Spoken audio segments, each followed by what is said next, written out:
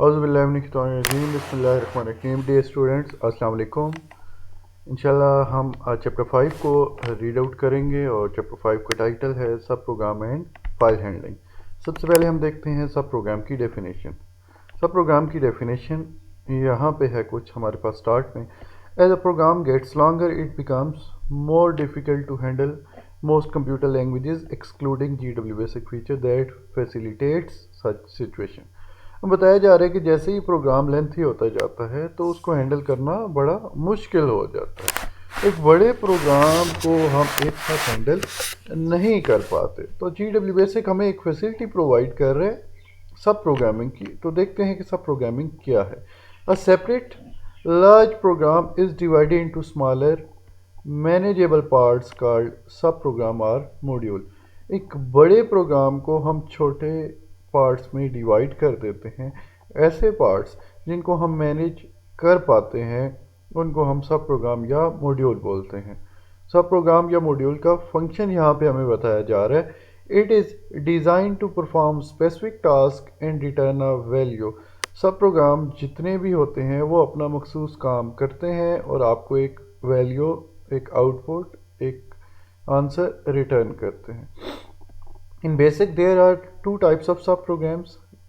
Firstly, standard or built-in functions, and second is user-defined. सब basic के अंदर दो तरह के सब प्रोग्राम हैं। पहले को हम स्टैंडर्ड या बिल्ट इन कोई सा भी एक नाम बोल सकते हैं और दूसरा नाम है इसका यूज़र डिफाइंड। तो सबसे पहले हम देखते हैं कि बिल्ट इन फंक्शंस क्या होते हैं। बिल्ट इन फंक्शंस की डेफिनेशन हमारे पास टॉपिक नंबर 5.1.1 में है। Built in functions, these functions perform operations on their operands and return values. ये फंक्शंस भी अपने ऑपरेंड्स के ऊपर, ऑपरेंड्स मीन्स जिनके ऊपर ऑपरेशन परफॉर्म किया जा रहा है उनको हम ऑपरेंड बोलते हैं। ये फंक्शंस ऑपरेंड्स के ऊपर अपना ऑपरेशन परफॉर्म करते हैं और एक वैल्यू रिटर्न कर देते हैं। Basically these are the programs that have been developed by the developers of the language and have been incorporated in it. Basically ये ऐसे प्रोग्राम हैं जो बेसिक लैंग्वेज का जो डेवलपर्स हैं उन्होंने ये वाले प्रोग्राम्स बनाए और बेसिक लैंग्वेज के अंदर इनका जो यूज़ है वो पहले से डिफ़ाइन कर दिया गया है, इनको प्री इंस्टॉल कर दिया गया है कि अगर इन प्रोग्राम्स को यूज़ किया जाएगा तो इनके अगेंस्ट ये आउटपुट प्रोवाइड करनी है। These functions are known as built-in functions. In functions को हम built-in functions भी बोलते हैं, standard functions भी बोलते हैं, library functions भी बोलते हैं और intrinsic functions भी बोलते हैं। तो फर्स्टली हमें यहाँ पे मज़ीद दो कैटेगरीज में डिवाइड करना होगा इन built-in functions को। पहली टाइप को हम बोलते हैं न्यूमेरिक फंक्शंस और दूसरी टाइप को हम बोलते हैं स्ट्रिंग फंक्शंस। तो सबसे पहले हम बिल्ट इन फंक्शंस की मज़ीद जो पहली टाइप है न्यूमेरिक फंक्शन, इसकी डेफिनेशन को देखते हैं। These functions are applicable on numeric values only and produce numeric results. क्योंकि इनका नाम ही न्यूमेरिक फंक्शंस है इसलिए यहाँ पे हमें बताया जा रहा है कि ये जो फंक्शंस हैं न्यूमेरिक वैल्यूज़ के ऊपर अपना ऑपरेशन परफॉर्म करते हैं और जो रिजल्ट्स आपको आउटपुट में डिस्प्ले होते हैं वो भी न्यूमेरिक ही होते हैं। There are too many functions available, यहाँ पे हमें कुछ डिस्कस करने हैं। तो सबसे पहले स्मार्ट सिलेबस के अगेंस्ट हम देखेंगे कि सबसे पहला यहाँ पे जो फंक्शन आ रहा है वो है ABS फंक्शन या absolute function. The purpose of ABS function is to return the absolute value of expression x, that is the value without any sign. ABS function का पर्पज़ क्या है कि आपको एब्सोल्यूट वैल्यू मिले किसी भी एक्सप्रेशन की। तो एब्सोल्यूट वैल्यू क्या होती है कि वैल्यू जिसके साथ कोई साइन ना आए, कोई प्लस का, कोई नेगेटिव का साइन जो है, माइनस का साइन यहाँ पे यूज़ ना हो। फॉर्मेट क्या है, इसको लिखने का तरीक़ाकार क्या है, आप लिखेंगे एक वर्ड ABS और उसके साथ x की वैल्यू दे देंगे। यहाँ पे हमें बताया जा रहा है एक्सप्रेशन x, कोई सी भी एक्सप्रेशन हो सकती है। जैसे यहाँ पे एग्जांपल्स में कोट किया जा रहा है कि लाइन नंबर 10 में प्रिंट ABS -15 और लाइन नंबर 20 है प्रिंट ABS -12.45। तो यहाँ से दोनों से जो निशान है, माइनस के निशान हैं, इनको ख़त्म करना ABS फंक्शन का काम है। तो रन होने के बाद इसकी जो आउटपुट आपको डिस्प्ले होगी वो जस्ट 15 या जस्ट 12.45 डिस्प्ले होगी। इस फंक्शन में हुआ क्या कि सिर्फ साइन को ख़त्म कर दिया गया। नेक्स्ट हमारे पास जो एक सब प्रोग्राम आ रहा है वो है int function. Return the lowest integer less than और इक्वल टू एक्स। यहाँ पे आपको एक इंटीजर वैल्यू मिलेगी जो उस इंटीजर से कम होगी या उस इंटीजर के इक्वल होगी। In case of whole number से रिटर्न द सेम नंबर। अगर होल नंबर होगा लाइक 0 1 2 3 तो आपको सेम नंबर ही रिटर्न होगा। यहाँ पे एग्जांपल देख लेते हैं कि किस तरह से हमें वैल्यू लेस या इक्वल मिलती है। सिंटैक्स है इसका इंट एक्स, मतलब एक्स में आपको वैल्यू कोड करते हैं। जैसे एक वेरिएबल लिया है जे, उसको एक वैल्यू प्रोवाइड की है इंट 3.9999। इट मीन्स कि ये जो 3.9999 है ये वैल्यू इंटीजर है, और जब ये इंटीजर होगी तो इससे जो वैल्यू है वो कम या इसके इक्वल आपको आउटपुट में डिस्प्ले होगी। तो जैसे ही हम जे को प्रिंट करेंगे तो रन होने के बाद देखें आपको आउटपुट नज़र आई है जस्ट 3। इट मीन्स कि यहाँ पे जो इंटीजर वैल्यू रिटर्न हुई है वो उस इंटीजर से कम थी जो ऑलरेडी हमने प्रोवाइड किया था।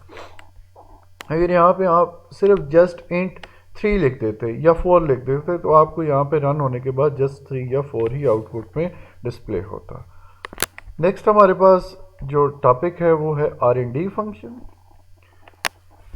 R&D function random function to return random number between 0 and given number. आप 0 और गिवन नंबर के दरमियान कोई से भी रैंडम नंबर जो है वो जनरेट करने के लिए R&D फंक्शन को यूज़ करते हैं। इसका सिंटैक्स भी वही है जो इसका नाम है R&D, और उसके बाद एक वैल्यू एक रेंज आप प्रोवाइड कर देते हो जहाँ तक आपने रैंडम नंबर्स आउटपुट में डिस्प्ले कराने हो। जैसे यहाँ पे एग्जांपल में बताया जा रहा है for i equals to 1 to 5। It means कि एक फॉर का लूप यूज़ किया जा रहा है, फॉर i नेक्स्ट i, दोनों चीज़ें एक साथ यूज़ होती हैं।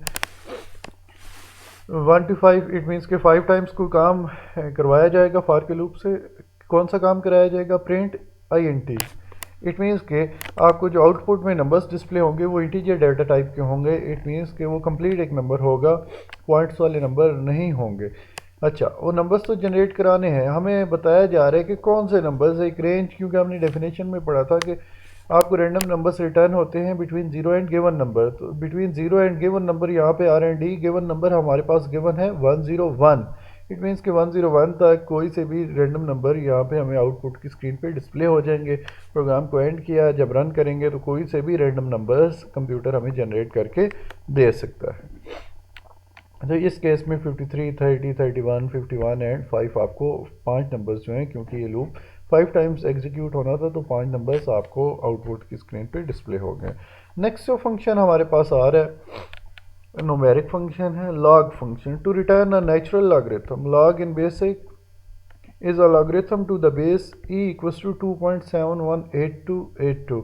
आप जिस तरह से मैथमेटिक्स में भी नेचुरल लॉगरिथम वैल्यूज़ के फाइंड आउट करते हैं कुछ, तो इस तरीके से ही यहाँ पे भी बेसिक के अंदर भी आप लॉगरिथम फाइंड आउट कर सकते हैं, लेकिन थोड़ा सा डिफरेंस ज़रूर है कि यहाँ पे बेस जो है वो डिफरेंट होगी। लाइक यहाँ पे जो बेस है ई की वैल्यू है 2.718282 और फॉर्मेट वही है सेम लॉग एक्स। आपने एक लाइन लिखी, इससे पहले लाइन नंबर आप कोड कर लीजिएगा, line number 10 print log 10। Print log 10 जैसे ही आपने बेसिक के अंदर परफॉर्म किया GW बेसिक के अंदर, तो रन करने के बाद आपको जो आउटपुट मिलेगी वो 2.302585 मिलेगी। अगर वैसे मैथमेटिक्स में शायद करते तो इसको लॉग 10 का लेते तो आंसर 1 आना था। चेंजिंग क्यों है? क्योंकि इसमें बेस की वैल्यू चेंज है। नेक्स्ट हमारे पास जो फंक्शन आ रहा है वो है डेट फंक्शन, जो लास्ट फंक्शन है न्यूमेरिक फंक्शंस के अंदर। This function is use to set और रिट्रीव द करंट डेट। कि आपकी स्क्रीन पे आपके कंप्यूटर की जो करंट डेट है उसको अगर आप चेंज करना चाह रहे हैं GW बेसिक की स्क्रीन के साथ, तो आप डेट स्ट्रिंग फंक्शन को यूज़ करते हैं। इसका सिंटैक्स बहुत सिंपल सा है, date string equals to V string और V string equals to date string. अगर तो आपने डेट जो है वो सेट करनी है तो इस तरीके से सिंटैक्स लिख लीजिएगा, और अगर आपने डेट को रिट्रीव करना है तो V string equals to date string लिख लीजिएगा। यहाँ पे हमें एग्जांपल इसकी बड़े मज़े से बताई जा रही है। ओके, प्रिंट डेट स्ट्रिंग, आपको कोई डेट जो है वो स्क्रीन पे दिखाई जा रही है कि 11/14/2005, 14 जो है नवंबर है 2005। फिर ओके में से डायरेक्ट मोड में आ गए।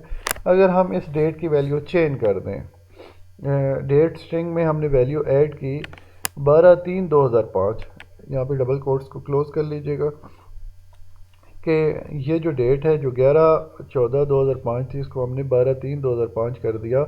हमने खुद वैल्यू इसकी सेट की। अब अगर डेट को हम प्रिंट आउट करेंगे तो न्यू डेट हमें नज़र आ जाएगी। Print date string equals to 12/005। It means कि 12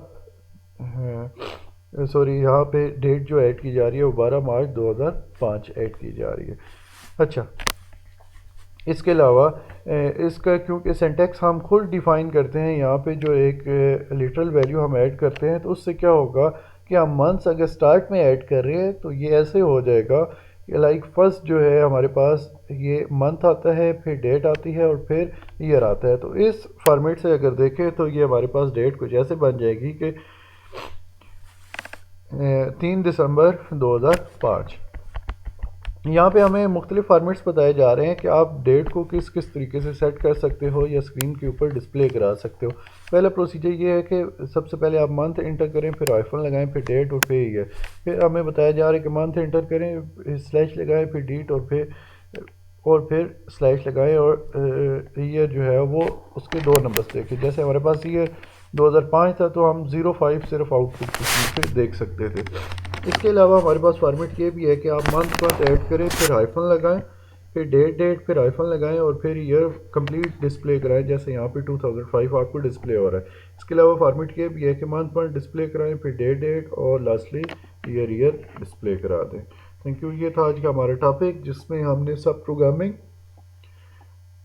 बिल्ट इन फंक्शंस को डिस्कस किया और बिल्ट इन फंक्शंस की मज़ीद टाइप्स देखी, जिसमें न्यूमेरिक फंक्शंस और न्यूमेरिक फंक्शंस की मज़ीद टाइप्स में ABS function, int function, random function, log function और डेट फंक्शन को डिस्कस किया। Thank you.